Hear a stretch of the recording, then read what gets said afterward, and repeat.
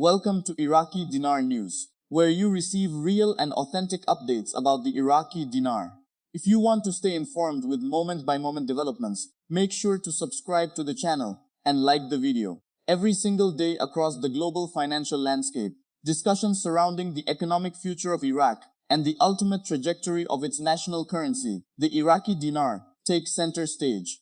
Within these discussions, we frequently encounter strong opinions, deeply held beliefs, and bold assertions from various market observers, commentators, and community figures.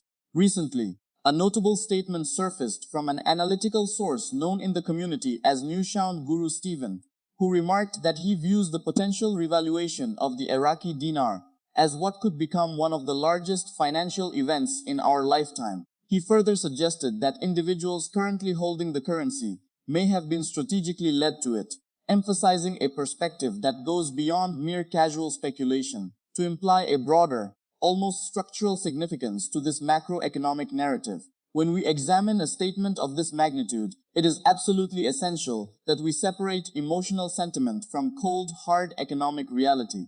As responsible observers of Iraq's monetary policy and fiscal developments, our task is not to buy into unbridled optimism or dismiss perspectives outright, but rather to break down these assertions using the sober lens of macroeconomic analysis, structural banking reforms, and the stated objectives of the Central Bank of Iraq.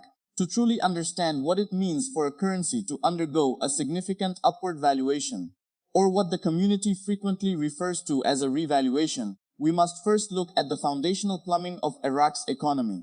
For nearly 2 decades, the Iraqi dinar has operated under a heavily managed regime, closely pegged to the United States dollar. This framework was established to provide a baseline of monetary stability in a post-conflict nation whose primary and nearly exclusive source of revenue is the exportation of crude oil. When an economy is structured this way, its currency value is not determined solely by speculative demand or market sentiment in the way a floating currency like the British pound or the Japanese yen might be.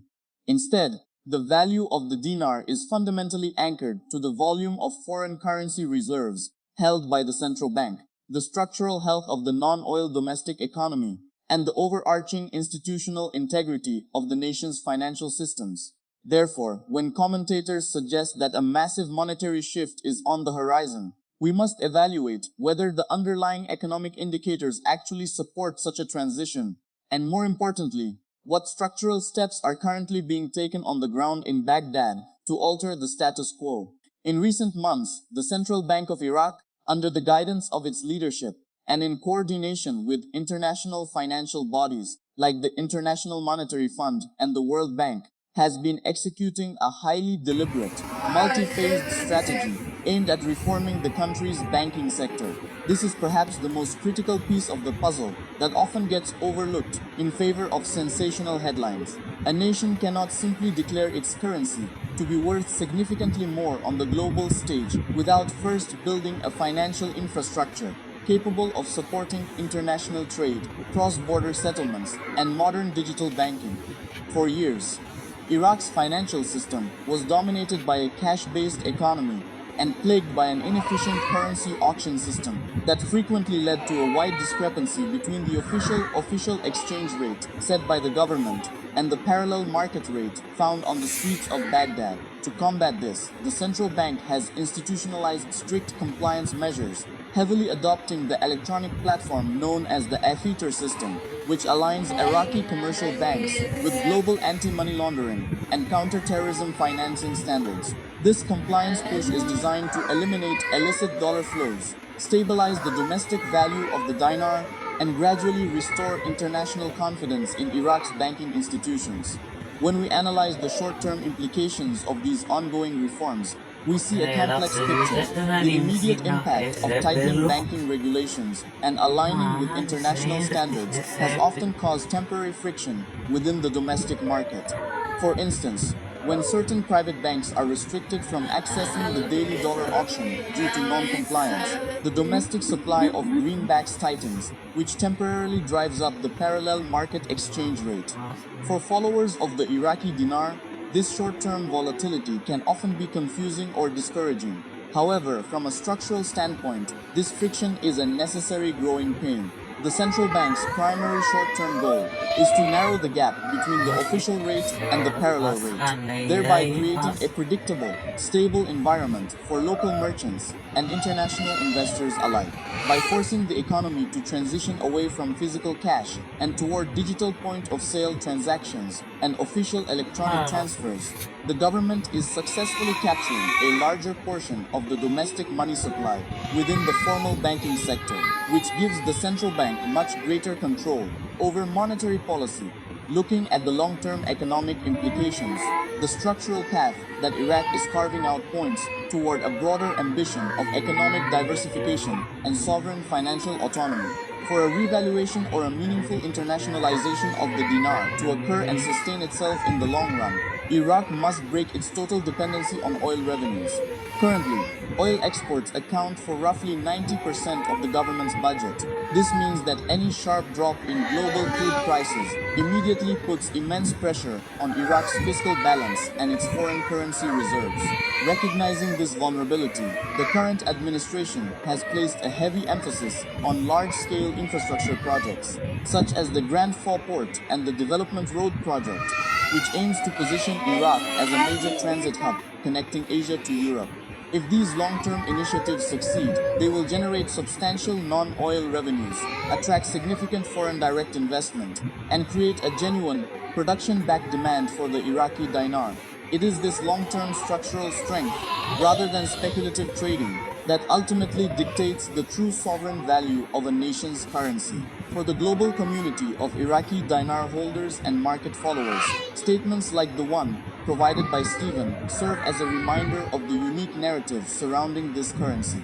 The idea that holders have been strategically led to this asset class highlights the deep-seated belief that Iraq, given its massive natural resources, proven oil reserves, and strategic geographic location, is an inherently undervalued nation.